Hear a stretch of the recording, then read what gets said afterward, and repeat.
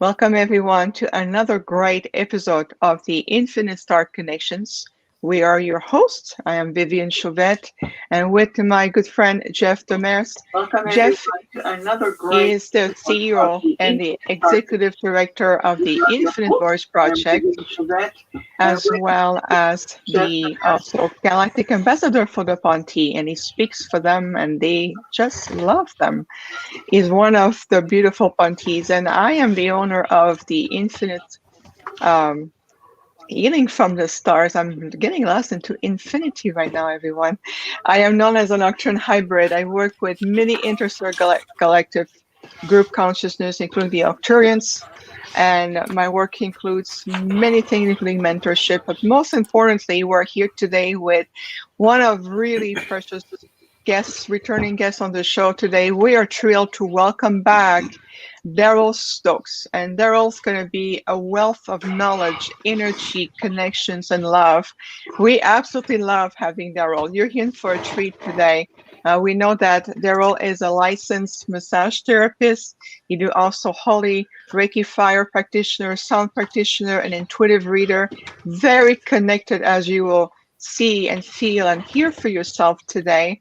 Derrell always felt a very strong connection to the angels, the elementals, orbs, fairies, animals.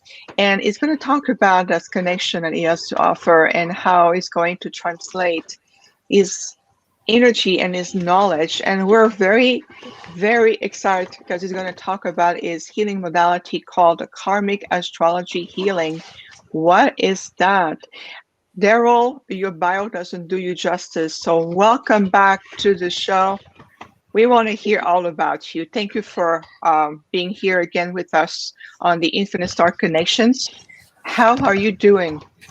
I'm doing fantastically well, and thank y'all for having me back. It's always a confirmation when you're being guided to do something, and of course you said, "Well, show me a sign if I'm supposed to do that." And next thing you know, you get a ding, and it's like, "Hey, you want to be on the show?" And it's like, "Well, that's the confirmation." Of course, you ask for a sign, and you get the confirmation. So I would imagine now, we're in the last remnants of winter. Um, we're still spring cleaning. Everybody is spring cleaning. We're taking inventory of what's working or what's not working for us. And we're going through big shifts. Being able to understand the shifts that we're walking through so we can make some type of sense of like, where am I headed and where am I going? Everybody's at different stages of that, so to allow yourself to know that it's okay where you're at. Where you're taking small steps or big steps, as long as you're taking a step, you're still in some type of movement. And for those that are resistant with the movement or taking the small steps or the big steps, they can't really be shocked or surprised that they get launched into the stratosphere. We're like, whoa, I wasn't expecting that. And yet, their higher self or their spirit guide, someone has given them a heads up, like this is coming, so at least allow yourself to at least be aware of it. And that's what's happening. We just had the Virgo full moon yesterday. Well, the Virgo sixth house, which is healing, daily routines, daily habits, the people in your daily environment, what you do on a daily basis. So I would not be shocked or surprised that many of us and our loved ones are going through some significant type of healing, whether it be physical, mental, or emotional, or spiritual. They're walking through right now. And Virgo is also ruled by Mercury, so it's communication. Are you able to express what you need, what you want to do, how you want to do it? And this also represents Chiron, the wounded healer. So I would imagine there are a lot of people out there who love helping and doing for others, who are being called to check themselves, to address themselves, to be able to have enough to go around for others. And, for those empathic individuals who are always wanting to help and do for others, I would imagine right now they have had quite a few unique experiences while entering and dealing with all of this. And mind you, winter, like I said, winter is the only season that rolls into a whole new year. Everything else completes in the 90 days of that. But winter, it starts on, in December, but it doesn't end until the last day of winter is March 19th. December, last week of December, January, February, first 3 weeks of March. So this is we're still wrapping up the energy of that notorious crazy last year of 2020. This is still very much a part of that energy. And so we're still wrapping it up. We're still addressing it. The world is not quite back to normal as everybody would want it to be. But then again, what is normal anyway? If anything, it's helped us to reevaluate what's going on. Last year, the Mercury retrogrades were in water, and now they're in air. So for us to be more than aware of what we're saying, how we're feeling, and what we're thinking, to be able to bring manifestation into the highest level that can help and assist us and those around us. When people get worked up emotionally, that emotions highly power your manifestations, but it's like, are you doing what feels right to you, or are you doing what feels right to someone else? Because you can please some people sometimes, but you can't please all the people all the time. So now we're literally being called, hey, what worked for you 10 years ago or 5 years ago or a year ago may not be the same thing that works for you now. Are you comfortable switching that up? And I'm literally walking through the same thing. The last year really triggered massive upheaval and shifting with everything and everyone for that matter. And, depending on what side of the fence you're looking on, you're going to have a different view. With everything. I love helping people. I love assisting and helping them to heal the pain that they've been carrying around for, eons, and being able to help them release that, because then they're able to share that with others. Give a person a fish, you feed them for a day, teach a person to fish, they can feed themselves for a lifetime. And it looks like now a lot of the empathic individuals, are being called to step forward to bring their assistance, to the masses. And I've been one of those individuals where I like to stay back as much as possible, but Spirit keeps saying, hey, it's your time. And it's like, it's not my time. And then you get that phone call or you get that text message or whatnot, like, hey, you want to be a part of this? And I was like, what do you know? It's my time. So to take that with and do the best that I can with it without, letting the fear shut me down, which false evidence appearing real, fear, we're afraid to put ourselves out there because we don't want to be judged. We don't want to be attacked. We don't, but it's like, look, apparently if you're saying things that, resonates with people, they're going to be guided to you. And if you're saying things that triggers people, they're going to be guided to you. So best I can do is just acknowledge it for what it is and do my best with honor, love, and integrity, to bring it forward. I have no desire to try to, to pull the wool over anybody's eyes. I just want to share what's come through that's helped me, and do the best that I can with that. Okay. Wonderful. Hey, question that I always wondered is, you guys always, when I say you guys, the spiritual people, which Yeah. I'm definitely not. But I am not.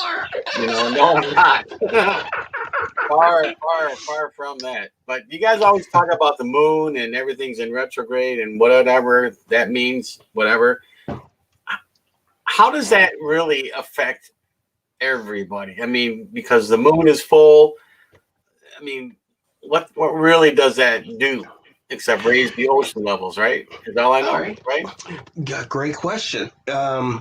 There's Vedic astrology, and then of course there's Western astrology. Vedic astrology gives you a really, really great detail of your blueprint, of literally what you're doing, as far as your life. Not a lot of people follow that. It's a bit more technical, but it's very accurate. Western astrology pretty much follows like the seasons, if you will. So you just flip it for the southern hemisphere. But with the Western astrology, you have, the seasons. You have summer, you have fall, you have winter, and you have spring. And with that, so literally you have 3 signs for each season. And so each sign for each season, and you have their polar opposite. Perfect example, the summer signs, Cancer, Leo, and Virgo, where their polar opposites are the winter signs, which is Capricorn, Aquarius, and Pisces. Now, you're going to have these new moons, which the new moons represent the starts, the new beginnings for things. So anything that you're wanting to initiate, wanting to start, wanting to create, new moon is a great time to do that. And if you know which particular new moon it is, that new moon is going to correspond with a particular house for you. Perfect example, coming up, we've got, we just had the Virgo full moon yesterday. 2 weeks before that, we had the Aquarius new moon on the 11th.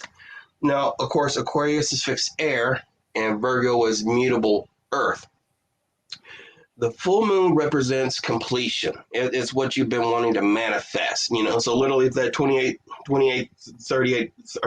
to 30 day cycle, that's going to allow you to plant those seeds to see what's going on from that. You literally can measure like every 2 weeks, because every 2 weeks you have a new moon, you have a full moon, you have a new moon, you have a full moon.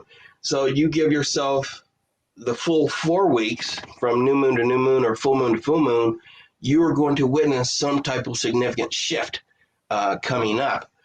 Now, yesterday we just had the Virgo full moon. So if you happen to have your Virgo sun sign, moon sign, or rising sign, that full moon is going to have a bit more effect on you than others. Because it literally represents your particular sign. So that's going to be amplified more. And in 2 weeks coming up, we're going to have the Pisces new moon, which is Virgo's polar opposite. So right now, they're going to feel very empowered to do things. And in 2 weeks, they're going to run into some things that the roller coaster, as it goes up, is going to come down. And sometimes it'll even corkscrew and barrel roll of how you're able to adjust it. Spirit is always going to give you the test of the trials or the tribulations to go through. And it's how you're able to recognize it or have awareness of it to be able to do something better than what you did before. Because you don't know until you know. And when you know, you can choose to do something different from that or keep doing the same thing over, definition of insanity, to see what comes about. And for those that are into it, they're at least able to give a bit more heads up to their loved ones or their family or whatnot to say, hey, this is coming up, so just be aware. Some people that aren't into it, they'll say, that doesn't affect me, that doesn't bother me. But then why is it always when a retrograde pops up, especially if it's the Mercury one, people are like, I don't understand what's going on. My communication is off. My technology is not working right. My travel is always being muddled up because Mercury is causes for us to go within, to review, to evaluate, to reassess what's working, what's not working. And what I tend to notice is, whatever season it is, these are the individuals who are going to be popping up. Like we're in Pisces season now. I've had quite a few Pisces people pop up, or showing up for conversation or just, showing up. Just like, yesterday being the Virgo, full moon, I had quite a few Virgos, interacting and reaching out. So if you know what your sun sign, is what you're being called to do, and your moon is what you need. So your moon sign is like what you need. So what you want versus what you need, which is for your highest good. So literally every 2 weeks, every month or so, you're going to get these activations, if you will. Right now, still being in winter. Winter is still about spring cleaning. It's still about, applying the things that work for you and disregarding the things that no longer work for you.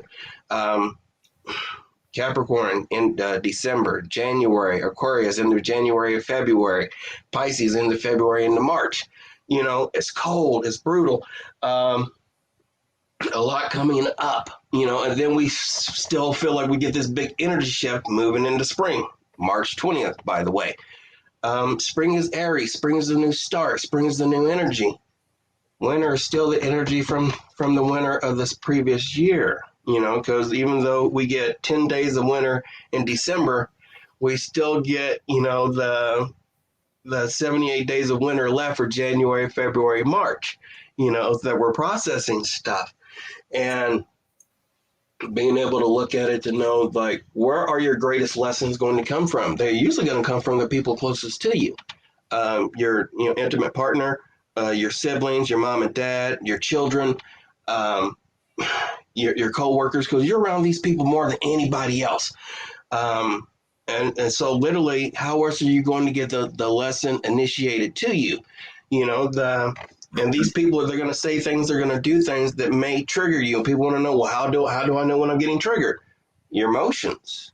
If someone says something or does something or doesn't say something or do something, it usually triggers your emotions. And before you know it, why am I feeling this way? Why do they say, why did what they said trigger me this way? Or why do they, what they said they were going to do or didn't do trigger me this way? The people around us, and our subconscious puts it out there on them. Why would you say that? Why would you do that? I don't know. Usually, like, what do you mean you don't know? People do what they're called to do. When people want to help you, they do it because they're called or guided to help you. I'm supposed to help you. Is the person open to receive the help? Are they able to receive the help? Are they grateful for the help? Wait a minute. We step back and we start to look. Is it going to, if what they said or did, is it going to make a difference a year from now, 5 years from now, 10 years from now? If the answer is no, let it go. But we're spiritual beings having a human experience, and the human experience very much involves the ego. The ego wants to protect you like it did in the old days, but a lot of that now, words can hurt. So when someone says something that, triggers that hurt or that wound, ego wants to come out and play. And I equate the ego as like the ego is like Dr. Jekyll and Mr. Hyde. Dr. Jekyll, everybody can deal with, for the most part. But my goodness, when you say the right, wrong thing that triggers Mr. Hyde to come up and out, Mr. Hyde doesn't play well with others at all.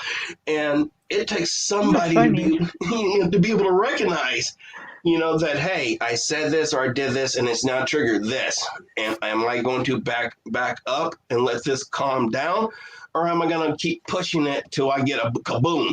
Well, Mr. Hyde doesn't give a damn about, peace and settlement. Mr. Hyde wants to be rowdy, so he's going to shake it up even more so and keep pushing that button. Stop poking the bear, please. But no, want to keep poking the bear till the bear goes, rawr. And then everybody goes, well, why would you do that? Why would you say that? Because if a person says, if they know what their threshold is, and they're giving you boundaries, they're like, hey, please, let's stop. You're approaching my comfort zone. Well, usually the most growth comes from out of the chaos, so it's not in the comfort zone. So if you continue to push and push and push, something else is going to come up. Why would you say that? Because if a person says, if they know what the threshold is. Okay, we're having an echo here. I don't know if there's a double sound open.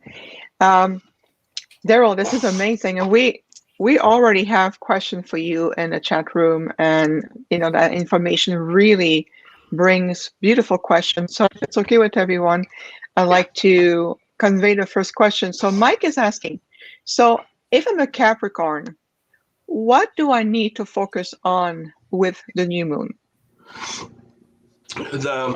Great example.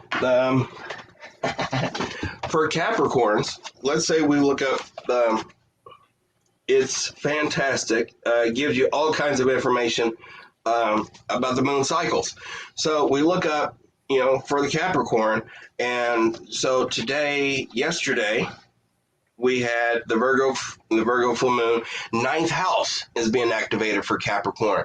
So 9th house, which is Sagittarius's house, of other people, the other people coming in, interacting, so teaching, learning, long distance travel, so that literally his 9th house is going to be getting triggered and activated from that full moon. So I wouldn't be surprised if he's, going to be sharing information with others, whether it be over the internet, long distance, short distance, but definitely going to be sharing information coming in, because Capricorn is 10th house of career, so for him, new opportunities opening up for that through, the information that he learns or shares with others and how that comes in. And mind you, people think that it's just because, their sun sign, but it's not, your sun sign, and particularly your rising sign, because wherever you're rising in that's the mask that we portray to the world, of who we are. So for me, My rising is Virgo.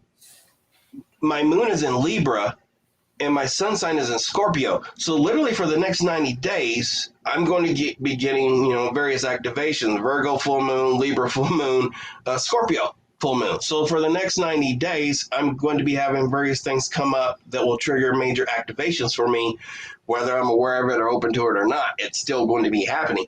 So for the Capricorn, for him, the energy of Sagittarius is going to be coming up, from this, because even though it's a Virgo full moon, it's in his ninth house, so from there he'll be able to look up and see what else, the other beautiful things for the ninth house is going to be going, but definitely travel or long distance information being shared back and forth, which, what do you know, perfect for today, because wherever Mike is at, he's interacting and information, the long distance, if you will, coming in. Perfect example for for Gemini, this will be a fourth house activation for them, because the Virgo full moon is in their fourth house of Cancer, so for them, home, family, stability, those things will be coming up. And then of course, if you're a Virgo, then it's your first house that's being activated, for you. So depending on what house, is being triggered, that's where your growth is going to be coming from that. And people are like onions. We all have layers, and your sun sign, your moon sign, and your rising sign are three of the significant different layers that will help and assist you understanding what's going on around you.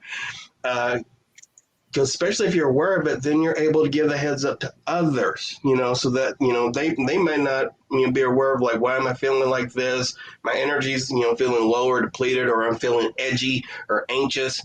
Depending on where that moon is at, that's more than likely going to play a significant role, and how they feel. Another example, my sun sign is Scorpio. So when I look at it, for me, my 11th house is being triggered. So the 11th house full moon is usually your wishing moon, so if you know what your 11th house moon is, I'd say make a wish. So for all the Scorpios out there, that 11th house full moon for them will allow them to make all kinds of wishes that can manifest if they're open to that and if they're aware of it. They can put that out there. So whatever your 11th house moon is, when you know what that is, that's the moon that you can make a whole lot of wishes on to see a whole lot of fruition come through. And mind you, you'll be able to track that 6 months later, because literally 6 months we're going to be in September and, moving into Virgo season. And so when that Virgo new moon pops up, you'll be able to see exactly where your manifestations were at from the Virgo full moon. So the seeds that I planted last night, I can keep nurturing them and watering them and see what sprouts and buds come September. And just stick with that and, continue to see, what emerges from that. And it feels like this is a powerful, powerful time, because major healing being activated. And a lot of us are going through profound healings in some sort of way that are assisting us in making room for the new. A lot of things we were very much fed up with in 2020. Mind you, this winter is still completing that energy of 2020. The energy of 2020 will not be done until March 19th of this year, because it's the last day of the winter. And that will be the last day of the winter from 2020 that started back home December 20th or 21st. And then we're officially in the energy of 2021, so we're able to take that energy of spring, of Aries, of Taurus and Gemini to start building on that. You're going to see the results of from that 6 months later, when we get to its polar opposite, across the board. The Aries is Libra, Taurus is Scorpio, and Gemini is Sagittarius. So we're going to be seeing these shifts, activating during that time frame. The knowledge that we have, or the information that we have, if it's applicable, use it, apply it. If it's not, and you feel it doesn't resonate, then let it go. It's no big deal. But there seems to be quite the science to astrology, my goodness, they give you a heads up on something, and then it happens. You know, so it's like, Okay, now to answer my question, now you're talking about all this mumbo jumbo for this part of the world, okay? Does that, what you're just talking about, what happens to the people in Australia and South America? Is it work the same way? Is it you just flip next? it. You know? Is it different or? Well, for the northern hemisphere where it's winter here, it's summer down there. Right.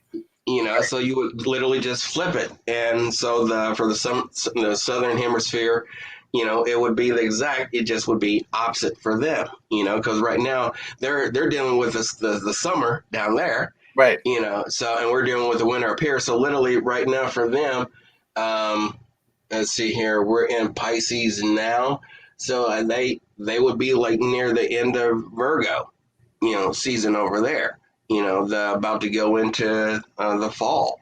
So You know, where do the energies change? Where do they change? Yeah.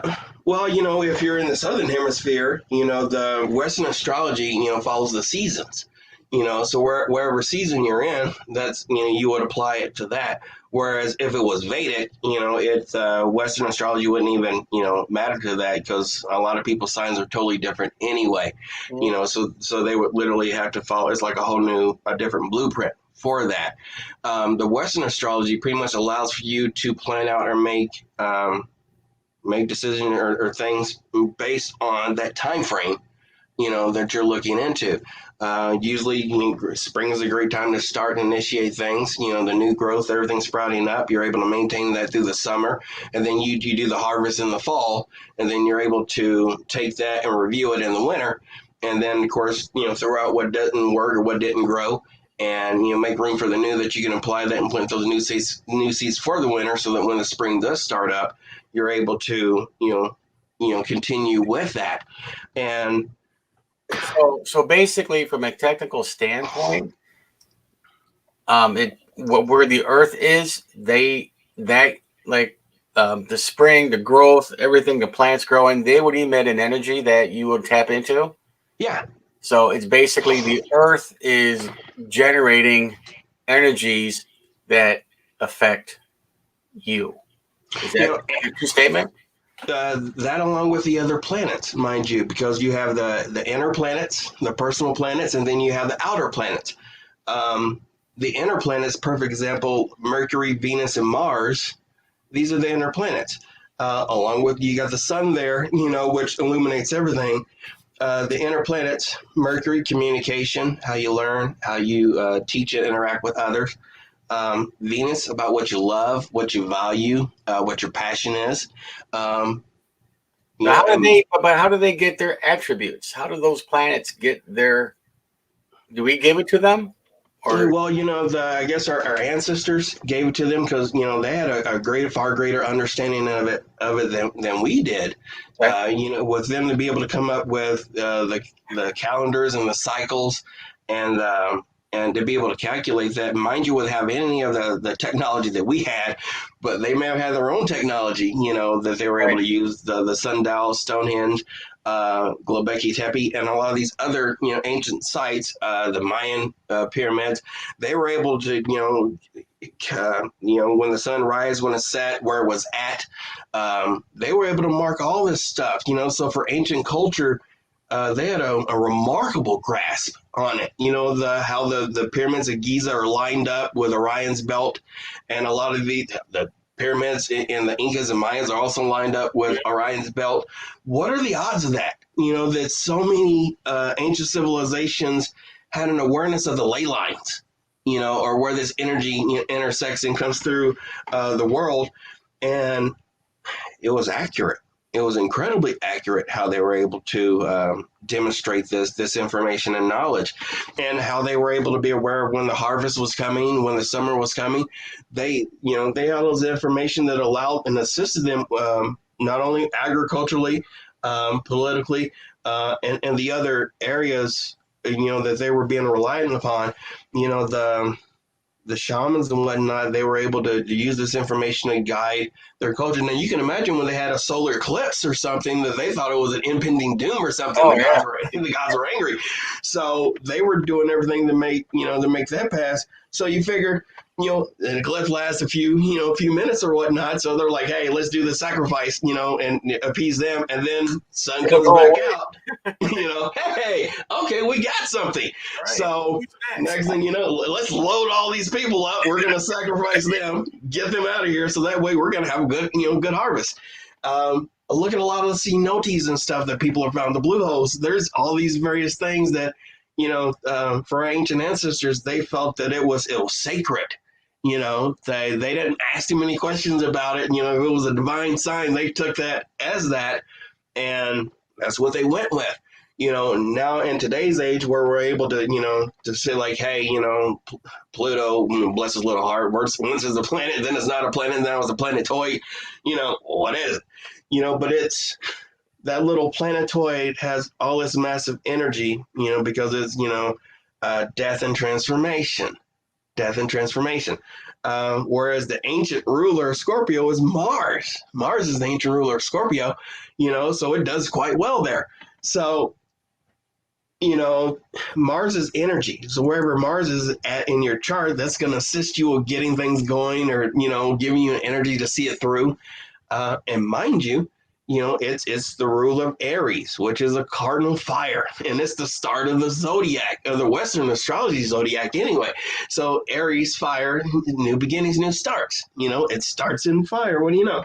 And we see that through next up. In Taurus, which is, fixed Earth, ruled by Venus, the divine lovers, Mars and Venus, the divine lovers, masculine energy and feminine energy, which we all have a mixture of in us. And, which one is the dominant one, and which is the one we're being called to work with, to adjust to acclimate to understand better. It's like yin and yang. You can't have one without the other. You can't have light without dark. So being able to find that beautiful balance. So anything that's out of balance, that's what, we're getting triggered to bring back into balance. And for some, it's very comfortable there, and for some, it is not. It is very challenging for them to find balance with that. So you'll find some run from that, some ignore that, some will look to, distract themselves from that. And that can be associated with anything in life that we want to do or don't want to do. And it's like, but that wherever the lesson is at, that's where we're being called to be able to acknowledge that, address that, to heal that, to release that, to strengthen that, whatever we're being called to do to help us with that. And of course, your loved ones will show up as the necessary vessels or catalysts for that energy. Our loved one will say things or do things that will trigger us, or we'll say things and do things that trigger them. And depending on what their sign is, what your sign is, some signs are very cohesive with each other. They get along with each other very well. And some are like oil and water. They just don't mix. And no matter what you do, no matter what you try to say or not try to say, it's going to spark something. So how do we deal with that? If you got one who's a hothead and one who is super, non-aggressive, that doesn't want to cause trouble. But if they're not happy, you guys, are you okay? Oh, I'm fine. But damn well they're not fine. You can literally see it and feel it off of them. Are they able to say, hey, this makes me feel this way? Are we able to come up with something or a solution or a compromise? And mind you, sometimes emotion will just literally over trump logic. And you can't, you ever try to tell an emotional person to calm down? They don't want to calm down. They want to be heard. They want to let it out.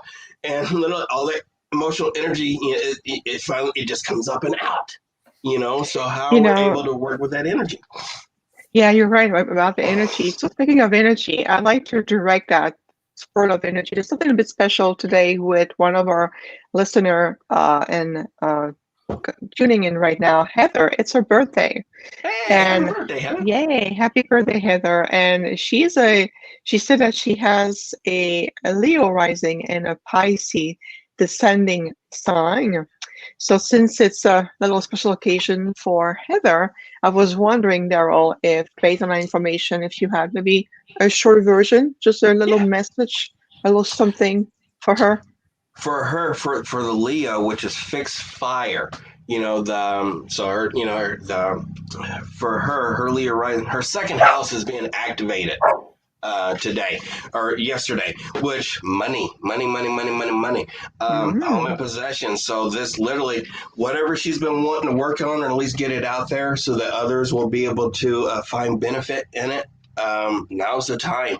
Literally, it's great because she's in winter. She can plant those seeds and know that they'll start sprouting very soon.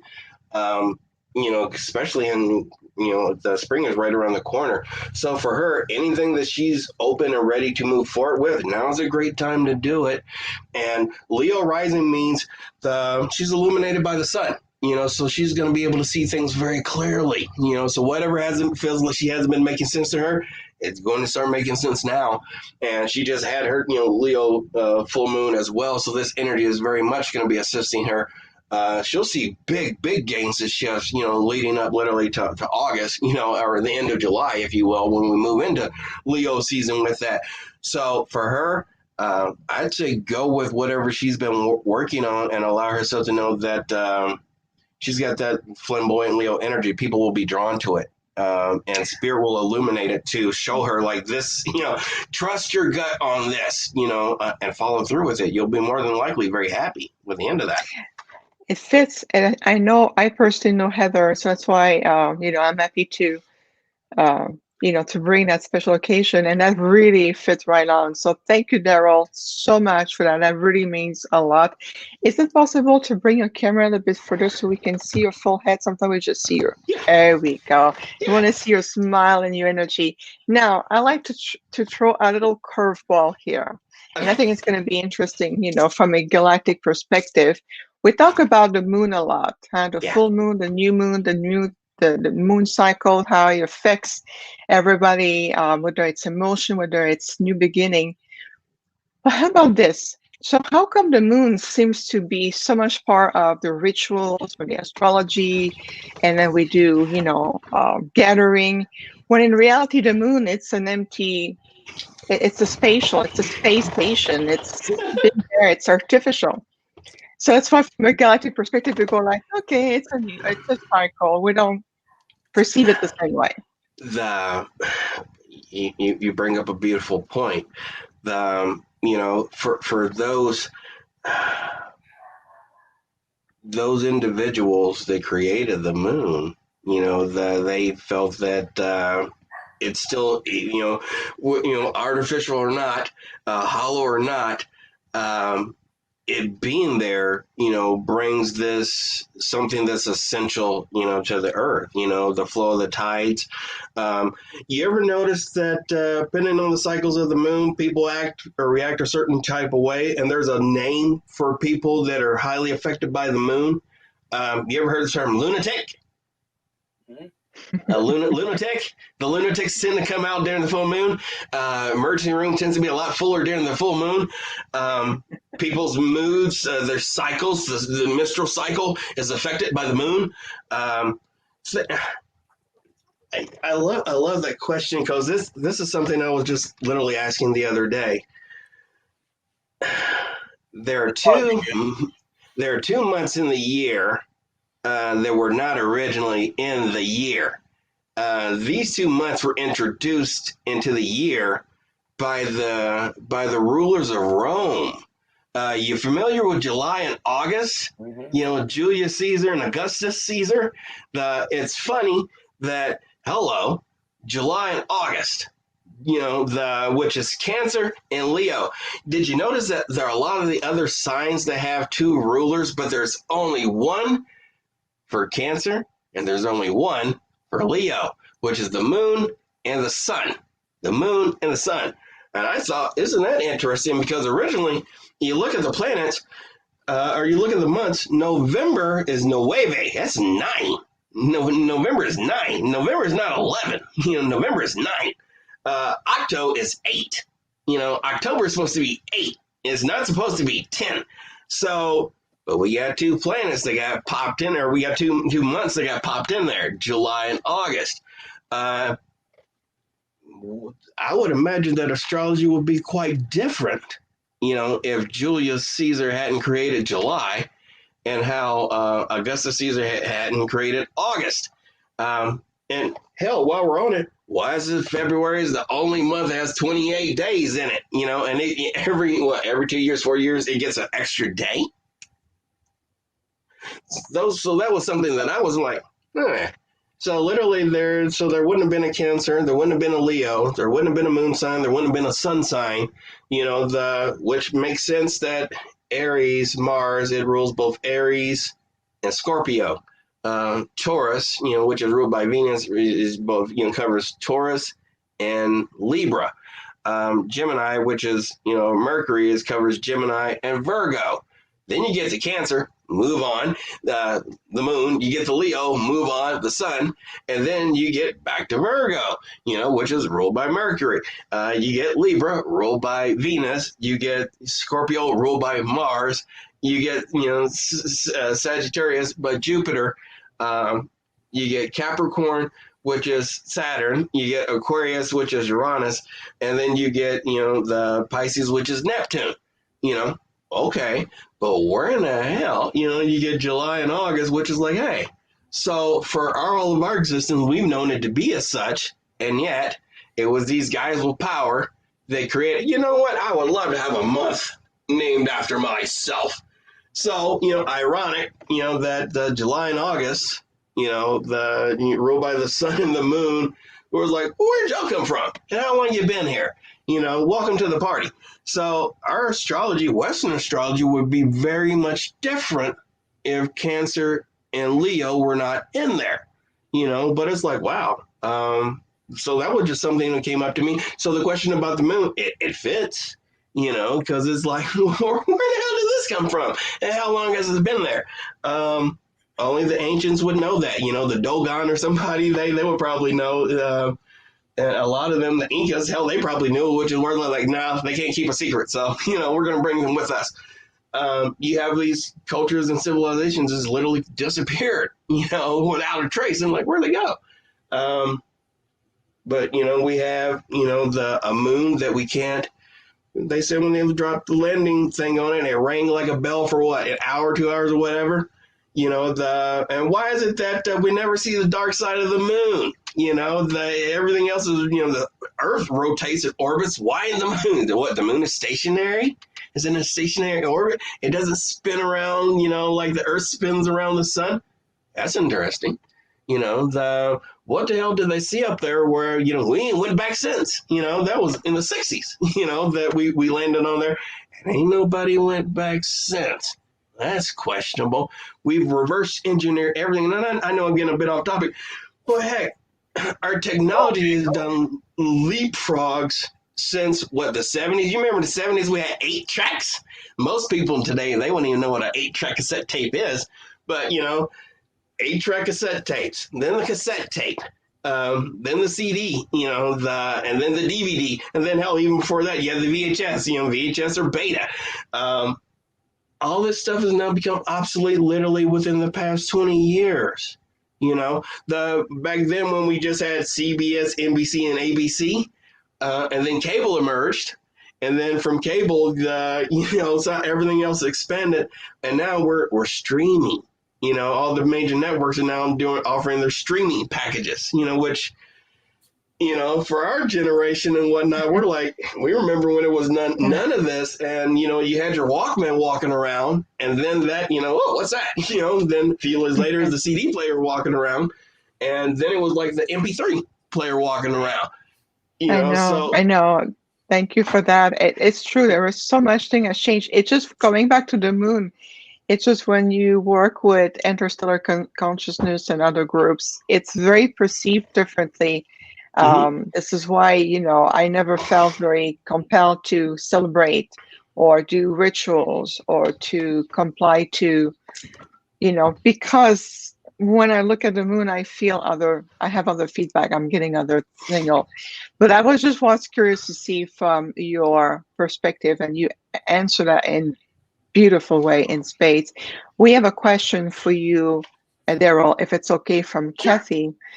Thank you. Kathy is asking, how do you balance external readings from internal sensing?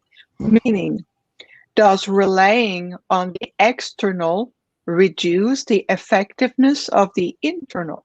It's a good question. It's a fantastic question. My point of view is the message is always meant to be of the highest good. And so we're called to use discernment with that. If it is not of the highest good, it's not going to offer healing or understanding. We don't say it.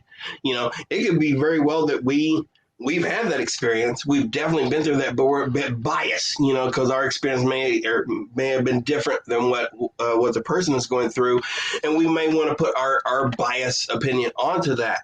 But that would absolutely interfere with the reading.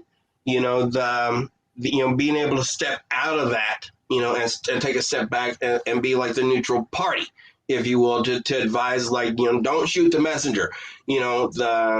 Being able to share the information in the highest manner and way that the person will be open to receive it without shutting it down.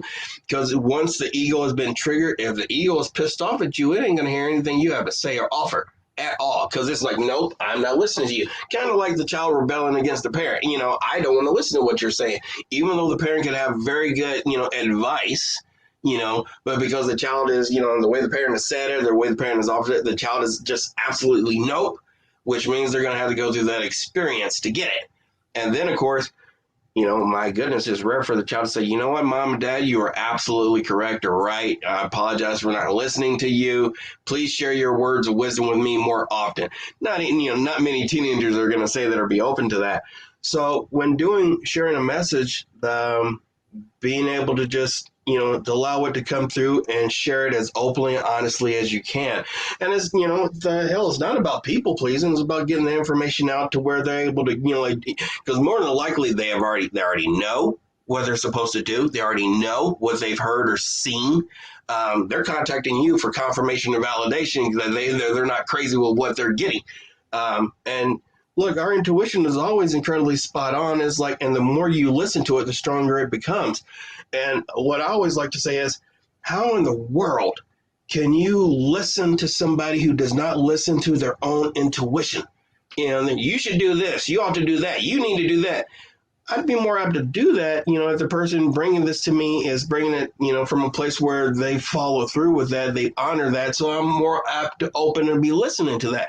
But how often does that really happen with our loved ones or family? It's usually we're the ones that sharing the information to them, and they're choosing to buck it or disregard it or not listen to it. And then after it's happened, they come back and say, why didn't you say something about this? Oh, because I believe I did. You just chose not to hear me out. I'm incredibly stubborn when it comes to, I love my family, but I don't really listen or take their advice at all. They have a whole lot of opinions to give to me. But as I said to them, I'm the only one in my family that does what I do. So I, black sheep or not, I share messages, from spirit, that's crazy. That's scary. Yeah, that's your opinion then. Religious and spirituality, there's a complete difference between religion and spirituality. I'm very sound in my spirituality. And I just, look, if I've experienced it, if I can share my insight on that. And if I don't know, then I don't know. I'll be the first to say, look, I'm not an expert in everything. Far from it. Literally, it's my trials and tribulations that have assisted me with being able to learn that. Because how else do we learn? I got to go through it or walk that. So if it's of the highest good, you share it. Because literally, I do a lot of first-time readings for people. It's like, I've never had a reading before. So naturally, they're terrified, they're anxious, they're worried. Don't tell me anything bad. So, okay, so what's your question? I don't have a question. All right, so you came for a reading, but you don't have a question. So after getting that so many times, it's like, all right, Spirit, what would you have them to know? So usually, life purpose. What's my life purpose? What am I supposed to do? What is this going on with my family? Why do we not get along? Why do, me and my mom or my dad or my siblings, why does my boyfriend or girlfriend or husband or wife act this way or say these things? And your primary relationships are founded from your mom and your dad. you know? And so, and for your mom and dad, their mom and their dad, and their mom and their dad. So you have these ancestral and generational energies coming through. Who's going to be the one that says, I'll go back and help that lineage or that timeline? I'm the one being willing to do that. And then we get back here and like, I got tricked, you know, because I didn't know it was going to be this challenging and this crazy. These people don't listen to me, you know, they just, but that's what we walk through or experience. And it's, our lessons here, they're over in the blink of an eye. You know, human life, how long is it? You know, some of us, you know, 80 years, 90 years, 50 years. Life is a school. It's where we learn how to apply it and do it. And, you know, they get those messages. Perfect example. A lot of people want to know, you know, with orbs, well, what do you use to take pictures with? So this is my standard, this is my Canon, and it's a bit old. I'm usually out in nature taking pictures of things like this, you know, the light beams or whatnot. Sometimes it comes through with this one. You know, I just use it to take nature pictures, you know. So if something comes through, or a light beam or whatnot, lens flare or whatever it is, I use this. It's not really able to take pictures at night, or I just don't know how to properly set the settings to take pictures at night. So I don't really use it at night. I use it during the day, and it's just this is a T3, so it's an older version, you know, but great for filming or recording things. But you know, this is what I use primarily during the day. The short lens or the long telezoom lens. At night, people want to know, what do you use at night?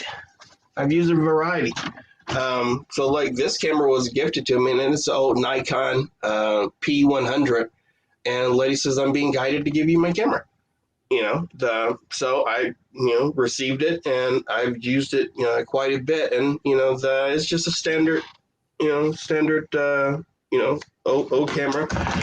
One of the newer ones that I was also gifted, it's a Nikon. You know, and, you know, the same, but these, you know, they're great for taking pictures at night.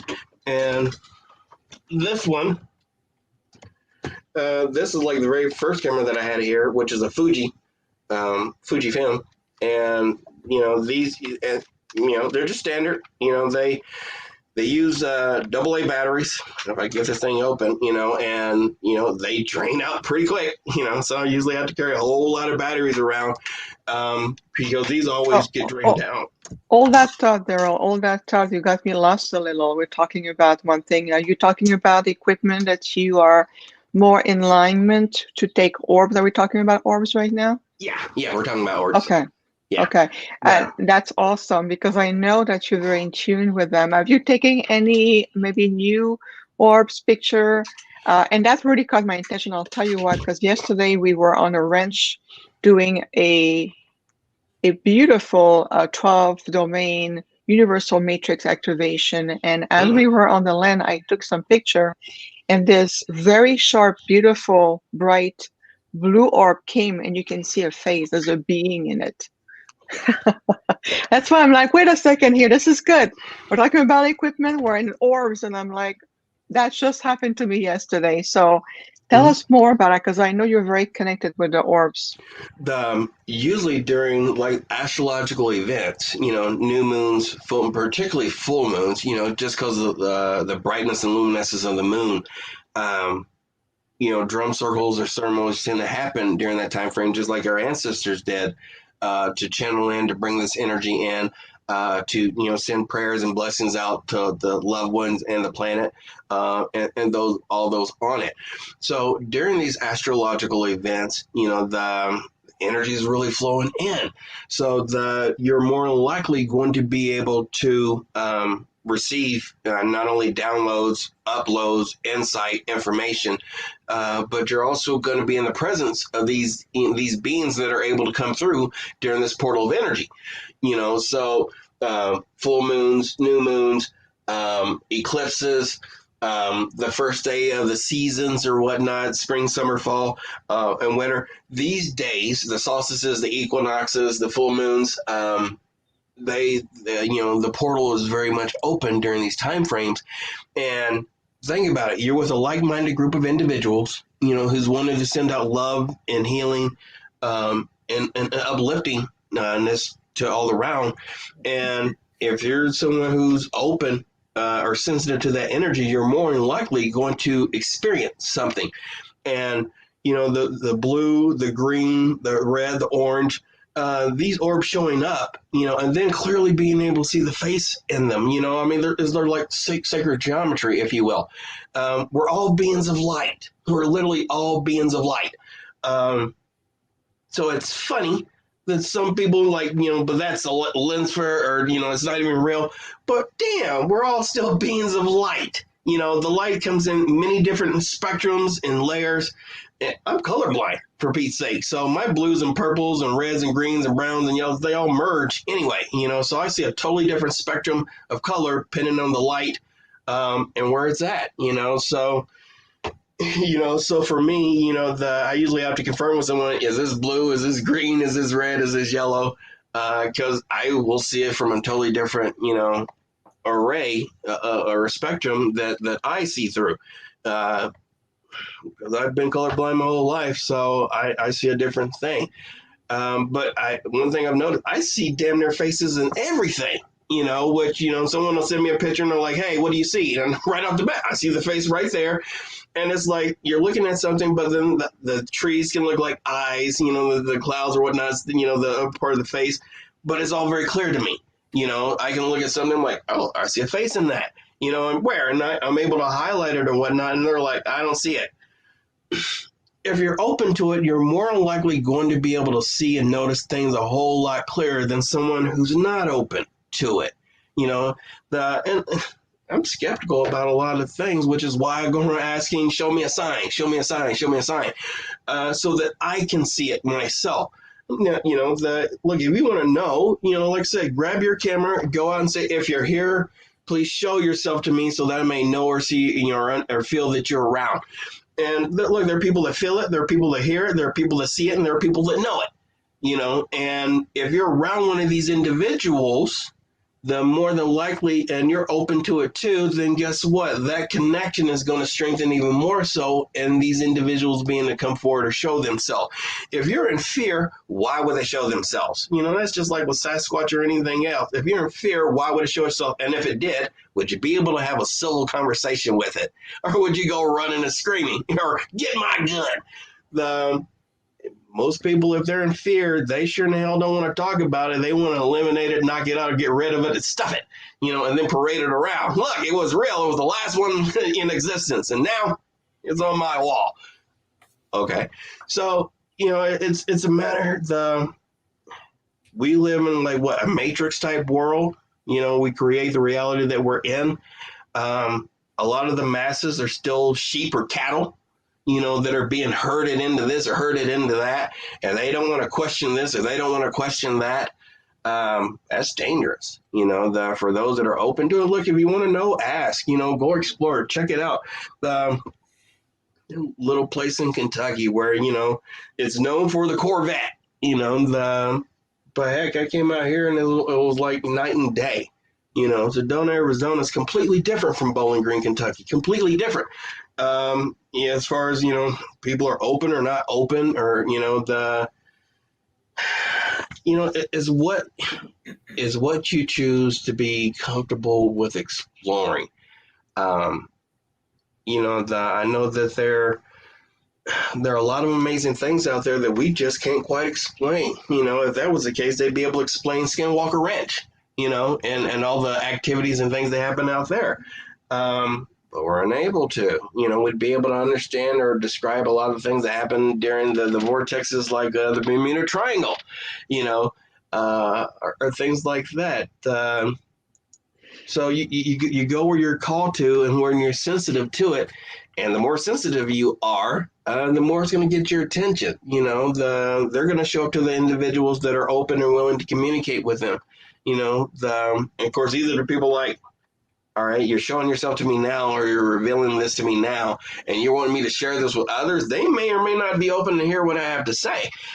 Or they may want to, you know, don't shoot the messenger. They want to immediately tear it down. But heck, a lot of the things that people said it's not real and it doesn't exist is real and it does exist. You know, and our ancestors were very connected to it interacted with it.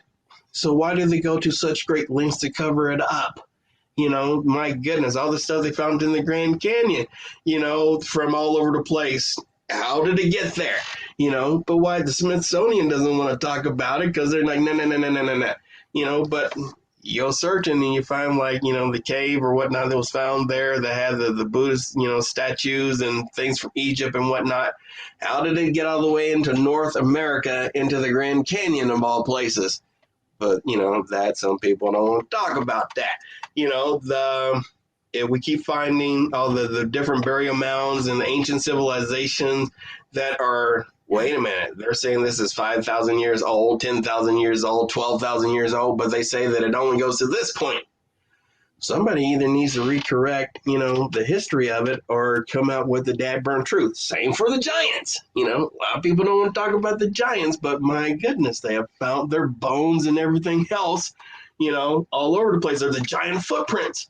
So it's interesting. A lot of people forget, the biblical time, people were living for hundreds of years. My goodness, some of those individuals, 300 years, 900 years old, that's old. We're barely able to get 100 years out of us now. So, but before it was hundreds of years. What's going on? So there are things that you look at it and you're like, that don't make no sense to me. But a lot of things don't make sense. Have you ever been able to explain what spirit is, how it works, how it interacts? Some people will see a vision. Some people will hear a message. Some people will feel sensations. Some people will just know, look, this is what it is. And, how do you know? How do you know? How can you prove it? And he's just like, it's what I feel. And, a person with strong intuition is going to go with what they feel, and hey, you follow through with that, and it turns out, what do you know? How often is that wrong? It's like, here's a question. How often is your intuition wrong? And never. Your first, that it's spot on. It's usually when we second guess it, that things start to, go awry, because we're like, no, that's not what this means. And you're like, but you keep getting a sign, you're seeing the animals are interacting out in nature. They're like, hey, pay attention. It's super quiet, but then the wind starts blowing in your ear, there's that woo, okay, that's interesting.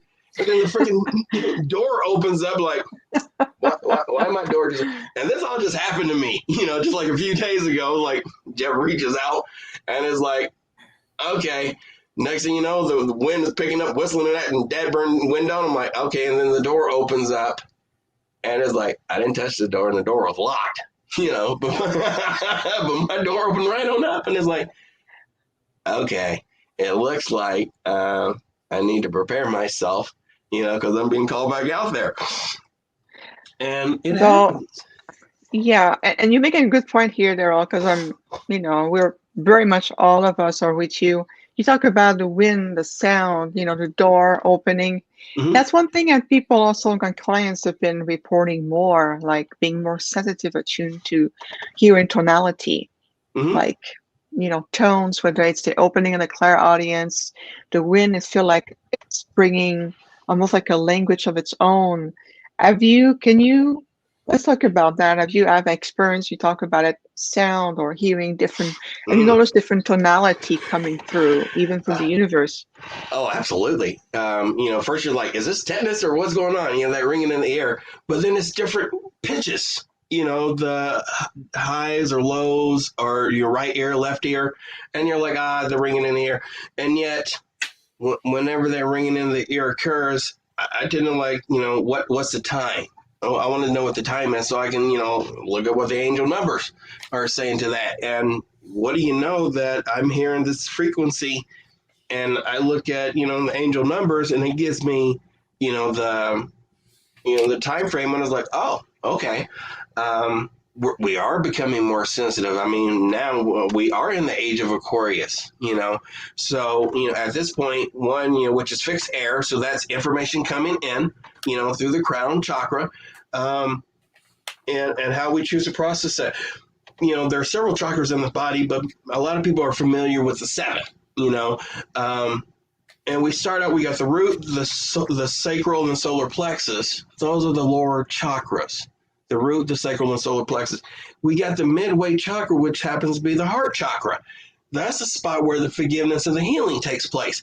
But a lot of people tend to have a lot of challenges in the root, which is, their health and their survival mode. Do they have enough? Do they need more? Their sacral, their creativity, and their relationships. Their solar plexus, their willpower. Do they give it away to others? Do they squander it? Their heart, are they able to have forgiveness? Their throat, are they able to speak or express their truth? Their third eye, are they able to see it? And the crown, are they able to trust in what's coming through to them? The upper chakras, the crown, the third eye, and the throat, these are the higher chakras. So they're not open for everybody, because they're still struggling with their other stuff. So think about this, is like from the root chakra all the way up to the crown. It's like the Kundalini rising. Whatever is out of alignment, that's where you're going to have the biggest challenges coming from to help and assist us out. So, when I pick up on the ringing or the buzzing, it's usually attempting to get my attention about something. And it's like, oh, okay. And, for those that are sensitive, to spirit, it's like I was referring to someone like that movie Ghost with Patrick Swayze and Demi Moore in it. When he was over to the other side, he wanted to know how to be able to communicate to others. Teach me how to move the coin. Teach me how to move the coin. And, like your emotions, you're able to move it or whatnot. And for people who are closed off from all the pain and the hurt, they're not able to feel or see or sense their loved ones who are very much there because there's no time on the other side. They're always there. And it's like, well, how long you been here? The whole time. Why didn't I feel you? Because you wasn't open to it. But this person's open to it. So I can go through them to just say, hey, would you please let this person know that I'm here, or that I'm saying this or sharing that, or that I would like for them to know that I love them and care for them. Well, why are they saying it to you and not me? Because that person is open. Their heart is open. They're not holding on to the grief or the pain or the anger or whatever it is that's still keeping them disconnected from being able to connect with that. So a lot of us who are open to it, think about it. We went through the pain. We went through the hurt. We're the ones that are processing the healing so to allow ourselves to be open to it. You ever try to talk to someone who just ain't wanting to hear you no matter what? No matter what you say, I will not hear you, no matter how much sense it makes, because it does not make sense to their rational mind or their beliefs. I can't believe that because that's just my beliefs won't allow me to, but then they encountered it, they experienced it, they run into it, and you're like, whoa, okay. People that don't believe in UFOs, but then if you come out to the Southwest, you have a high probability of running into one or seeing one, New Mexico, Arizona, California, Utah, Colorado, the thing about it, it's very, very active, over here. But heck, that can also be said for, there's several places over on the East Coast too, they get a lot of activity. Gulfport, they get a lot of activity, or is it Gulf Breeze? A couple of these places where the Air Force is basically, their crashes in Pennsylvania or whatnot from the 30s or 40s, and they went, picked up the ship or whatnot and took it back, to the Air Force base. We're still talking about they saw a UFO in Phoenix, a few days ago. One of the pilots was coming down the land. They're like, hey, unidentified flying object is what we saw. So it's, if you're open to it, if you go looking for it, more than likely they're open, so they're going to show up. If there's fear, and it's okay to have fear, because I say don't have, it's okay to have fear. We're all these lives on this planet, and there are billions of planets out there in the universe, so there's no way in hell we can be the only species alive. No way. And just, I firmly believe that there are others out there. My goodness, the planet's been around for how many billions of years? So there's a lot of interaction going on here, coming and going, whether it's through wormholes or portals. Coming, even ancient civilizations, you see the Stargate and whatnot and where they're at, Machu Picchu and other places, like there's a Stargate. So apparently they were working back then. You know, so a lot of things people say that's just not possible. It is possible. You know, anything is possible. Okay, listen. Yeah, it is. I've got a question I want to revisit. Okay, we're talking about the planetary energies. Okay, and we're talking about Mars. Okay, right? Mars, Yeah. whatever, Venus, whatever. Blah, blah, blah. Mhm. Now, the asteroid belt. Yeah. Yeah. What do you think about that? Does that still hold energy? Oh, absolutely it does. And here's another one to that. Did that asteroid belt come from a planet that was destroyed? Right. You And know? Mars was the moon of that planet. So And you how know, did Mars get that? we're still finding structures on Mars. Mars had an atmosphere. Mars had water. You know, they found ice on Mars. It's interesting that you know Martian. Um, you know it's kind of like the Death Star blowing up Alderaan. You Right. know, and even though it was still blown to pieces when Luke and Han and Obi-Wan arrived, they could still feel the presence, you know, of all the energy that, you know, that was still crying out. So So, I'd say, so does that still have an effect on us per se? I would say that it does, you know, because literally we're easily affected by the magnetic fields, you know, from the North and South poles, you know, so it wouldn't surprise me in the least that, and heck, the Kuiper Belt, you know, the interference that individuals get, you know, if they're trying to get information from out there and whatnot, it seems to be a lot clearer once you get past the asteroid belt, you know, with the Voyager and all that. But boy, during that time frame, they encountered a lot of, Yeah, they struggle a lot. Right. you know, so it's, and you got to figure that each planet holds a phenomenal amount of energy. Phenomenal amount. I mean, think about it. Look at Venus and Mercury, tiny little bitty planets, but they produce an amazing amount of energy off of them. And my word, you're absolutely able to look up in the sky and see those bad boys when they're beaming, you know, coming through. And there are times you can actually see Saturn and Jupiter out there, you know, and their light. So, I would say there's a lot more that the ones in power know that they're just simply not saying or sharing because, you know, as Jack Nichols They said, might not know. I mean, they might not understand that the universe is actually a giant electrical grid. you know, and think about it, everything is energy. Everything is energy. Our words, our bodies, our emotions, our thoughts, it's all energy.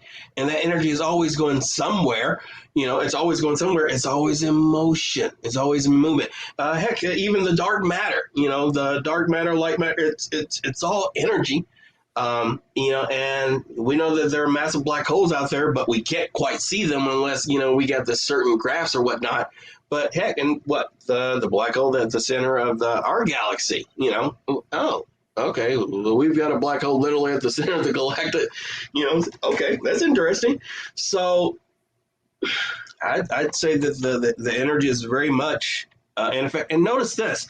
Notice how when the planets align, that you have this profound energy that comes through. You know, the like once in 12 years, once in 9 years, or 800 years, or whatnot. Everything's all in alignment, and then you just witness around the world all the various things that happen from that, whether it be weather related, people related.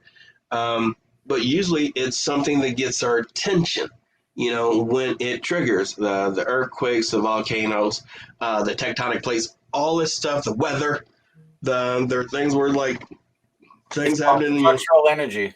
you know, we haven't had a flood like this in 100 years. We call this a 100-year flood or a 1,000-year flood, or, you know, it hasn't snowed like this. And okay, you know, but it's happening now.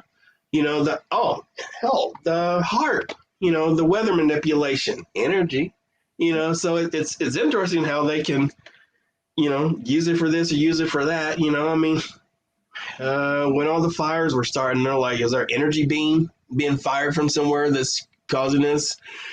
Um, just it makes you wonder, the what literally is going on, what we're privy to and what we're not privy to. A lot of the technology that we have, the military has been using it for years Mhm. before it's finally, getting given to the civilian population, you know. But that would explain literally the leap in technology. Come on, World War II was back, from the 30s and the 40s, and look where the world is at now. As far as the technology from then to now. Um, and the nations that have that technology continue to grow and prosper, and you still have the third world countries where they're not privy to that technology, but a lot of the third world countries also had the civilizations that were in connection with the star people. The star people in their connection, people invade them, suppress them, or take that information away from them. um, and it's like, well, that's interesting, because it's, what is really going on here, because if someone says, hey, I saw this or discovered that, usually somebody shows up, give me your film, give me your evidence, give me your stuff, and don't talk about it to nobody. Um, that's real, that has happened to quite a few people, like, I'm not supposed to talk about it. And if you do talk about it, something happens. So there's the wind again. That's crazy. The wind's picking up and my door opens. I'm going to trip out. Okay. Oh, wait. Okay. Now we're getting close to the end here. So I want to know about dimensional discoveries. How are you doing? What are you doing? People can find you. Right now, I have the Dimensional Discoveries is on the Facebook. And I've created the YouTube channel. I just haven't put anything on the YouTube channel because it's like, what do I put? And literally, what I will be putting videos up for Dimensional Discoveries. A lot of people have questions about the photos or what's in the photos, or how do I get them or see them or interact with them. Well, And let me also say that red camera is the one that I used with you down there at Faywood, and I couldn't catch shit. mm-hmm. You grabbed it and bam! I'm like, so I mean, it's the real thing. I wanted to know, and I was open to knowing, and the moment that you're open and you're comfortable wanting to be able to help others know that this is around, I kept asking, and I take the pictures and think about, we're at these conferences or whatnot, the Sasquatch or the one in Faywood, and we're around a like-minded group of individuals, that they know that there's something else going on, and they would love to be able to have some type of confirmation or experience with it. And it's not just me. There are people around to get orb photos and stuff, whether I'm there or not. I just know that if you have a group of individuals that are more open to that, you're more likely going to get a better result from it. And literally, here it is, 9 years. 9 years ago, I from Kentucky to here to Sedona, because I wanted, I had those orbs show up to me, and Archangel Uriel says, "Hey, what do you want to know?" And I said, "The truth," and so here I come out here to Sedona, and literally it was like a rapid remembering of who I was. Akashic Records, mediumship, astrology, land tours, energy work, sound healing, massage therapy. I had no clue about any of this stuff before I came out here. And what do you know? Stuff with dimensional discoveries. Yeah, and it all connects. So now here it is. I'm shifting out of some things. I more likely will still, work on people if they're guided to me. But it looks like I'll be doing more from the internet standpoint of interacting with people and making the videos so they're accessible to everyone. And literally, I've been working on overcoming that fear. Of how are people going to respond to this, or how people are going to receive this, or how. And it's the ones that are meant to be guided to you will be guided to you. And the ones that, want to, say that that's bullcrap, well, that you rattle them in some unique way. And you got to have a thick skin, when you're interacting with people. For the most part, I never really advertised because they just sought me out. They found me wherever they showed up, being here or wherever else I was at. But, Spirit said it's time to take this to another level. And even back in September when, I followed through, with the help that you gave me, I created the LLC and everything. And then after that, it's like, I didn't know there were so many other things that you had to do or needed to do. And I was like, oh, wow. Holy moly. I had no clue. Right. That's right. So, part of me is like, yeah, that's just way too complicated. And then, of course, there was the health issues that I was pertaining to or dealing with, the blood pressure. I've been off sugar now. It'll be 2 months on the 8th. I've dropped 12 pounds, so, but blood pressure is still up there. So I'm like, well, what's going on with that? So whatever it is that the, past anger or healing that I'm working through, and it's one step at a time, but still be willing to do something, So right now I'm doing the weeklies on Facebook. I could do more of that. I could do, the videos for the YouTube channel. They primarily will be covering karmic astrology healing, which pretty much is your past lives and your past have a very direct connect and link with your present. And being able to understand those cycles, those patterns, those behaviors will assist you in being able to make sense of what the hell you're walking through so that you can do something different should you choose to do that.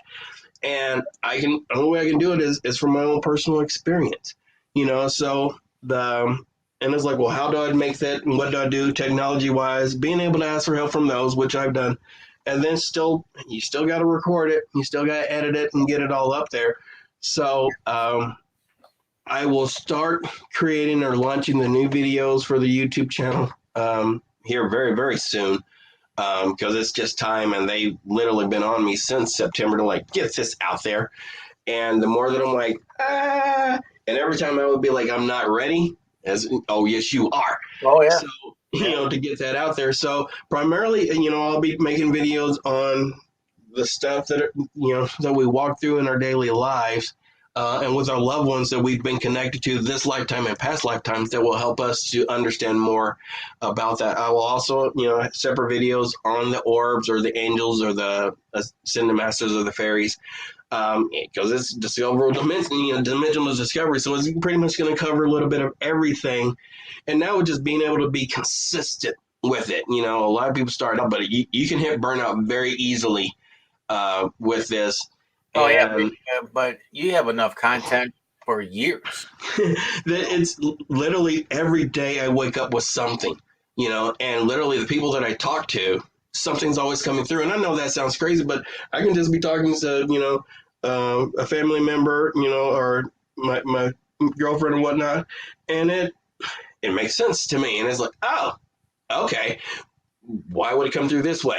Because that's literally the people you're interacting with. That's how it's going to come through.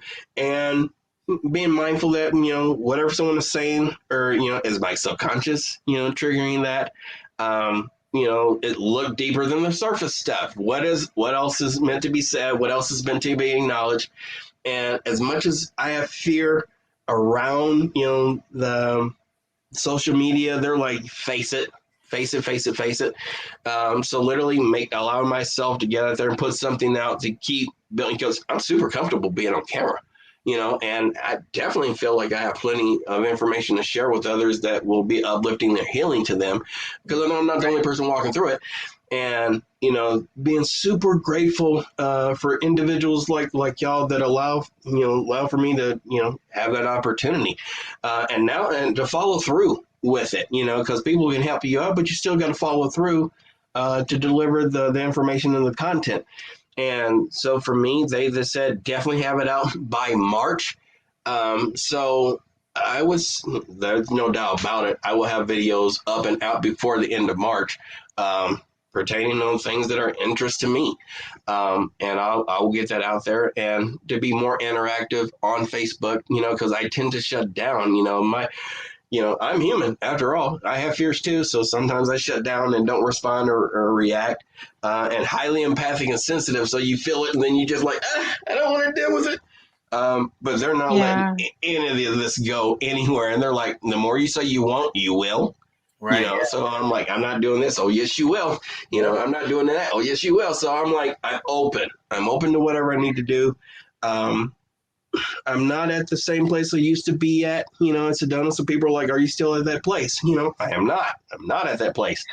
I haven't been guided to return back to that place. And if Spirit says you're to go back there, then I will. But they're clearly saying now is to share the information. So social media is the best way to get it out. There's still a handful of people that show up here in Sedona looking for me. I don't really have an office right now to be able to meet that demand. And when you work for others, are they on board with the same goals that you have? If they're not, usually you're going to have a situation with that. Do your beliefs and ideologies match up with theirs? I love what I do. I love helping people to release their pain and to heal and have understanding, whether it's through massage or Reiki or sound healing or reading or astrology. I combine it all. And I love what I do about it. If anybody's ever had a session with me, they can tell you, that it's not like the same, that it's uniquely how it comes from me, but I love what I do. I absolutely have a passion about it. And, waiting, the wait's over now because now it's like interact and follow through. So you can find me on Facebook. Derrell, YouTube. where people are asking and people are logging off already. So I want to see, can you give us the name of your YouTube channel so I can post it on the chat room, please? The name of the channel is Dimensional Discoveries. It has no videos on it as of right now, but it will be under Dimensional Discoveries. It was created on my birthday, back on November 20th. And literally, as I'm like, what do I put on there? And they literally said, you're going to have multiple different topics. So now just being able to at least, weekly or monthly or bi-weekly to keep content current and updated. So that's what I'm working on, and I look to have that those videos out, like I said, before the end of this coming month, if not sooner. Yeah. Awesome. I can just want to convey some really positive feedback to you, Derrell, for today. We're about 4 minutes to the show, and a lot of thank yous, great stuff, interesting information, great show.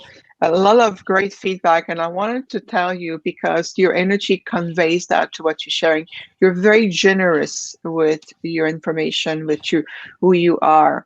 So one of the message I personally got for you is that there is no more need to have any fear about who you are. There's no need to apologize about who you are anymore. Is step up into your light. This is who I am. And like you mentioned, those who are ready, and those who are in alignment, those who are consciously aligned with you, will simply come, and it's that fluid of connections. Those who are not, that I'll tell you, as my Octurian family tell me every single day, not now, yes now, go. Everything is a resonance. Everything is in perfect alignment. So I can feel that for you, you are in that point of, I am who I am, and I'm going to shine my light, my knowledge, my generous self with the world without compromising yourself. And that's the beauty of what I'm seeing for you, if that makes sense. Thank you. I'm all tingly and warm right now. I'm like, That's the Arcturian, man. Yeah, I'm being That's hugged. the Arcturian. Like, yeah. I don't have any heat on at all. I'm sweating. Okay, so I feel that. I receive that. I thank y'all so much. Thank you for being in my life. Thank you for being true friends. And thank you for what y'all do. Because you blessed me with a platform and an opportunity to share what I feel, what I see, and what I experience. And Jeff, you know me, I'm as real can be. Yep. Super easy to get along with. I don't go looking for drama or anything like that. Just you handle it the best you can and be able to share it to others to where it's uplifting and healing for them. And I know it's time, and to be able to, the way shore is always going to be willing to step out there before anybody else, because hell, they're the way shores. So I fully embrace it. I fully accept it. I look forward to sharing and doing many more things with y'all, and continue to, move forward and show and share, what comes through. Because we all have these experiences in some unique way or manner, and just knowing that it's time, And here, like I said, here it is. We're about to enter spring, so new beginnings, new starts, and love on yourself, take care of yourself, focus on your health, focus on your love and forgiveness, because forgiveness is the key to everything. And literally, it's like, are you able to forgive yourself? Are you able to forgive those around you, for the past, for the present, and for the future, for that matter? Build on that, honor that, and I imagine that we will do just fine. By doing that, use your words, allow your words to be uplifting and healing. Lovingly speak your truth. Not everybody's going to resonate with it, but you're not meant to suppress it and keep it, buried down, because eventually it will come up. And now's the time. We're spring cleaning right now. Might as well get it out to make room for the new. We are. This is spring cleaning. Derrell, on behalf of Jeff and I, and everyone who tune in every time for the Infinite Star Connections, thank you so much for an incredible time with you. Looking forward to see more of you, whether it's on Facebook, YouTube, your services. I know we're going to see you back on the show. I have a feeling in my heart. I'm absolutely overjoyed, and I know we both are. So thank you so much. Thank you everyone who tuned in today. Stay tuned, because we're going to be back on March 14. March 14, we're back with our next guest, Kevin Estrella. And then remember, on March 14, we're shifting time, daylight saving. So it will be 11 a.m. Pacific Standard Time. And for Easter Coast, it will be 2 p.m. in the afternoon. So everything will be announced ahead of time. But again, a big round of applause for you, Derrell. You're ready. Just go. Just go. Let's go. I want to check on you by the fall, so I want to see some progress. Will do. Yes. Absolutely. Namaste, everybody. Stay in your light. Remember who you are, and we will see you back here on the Infinite Star Connections on March 14. Much love.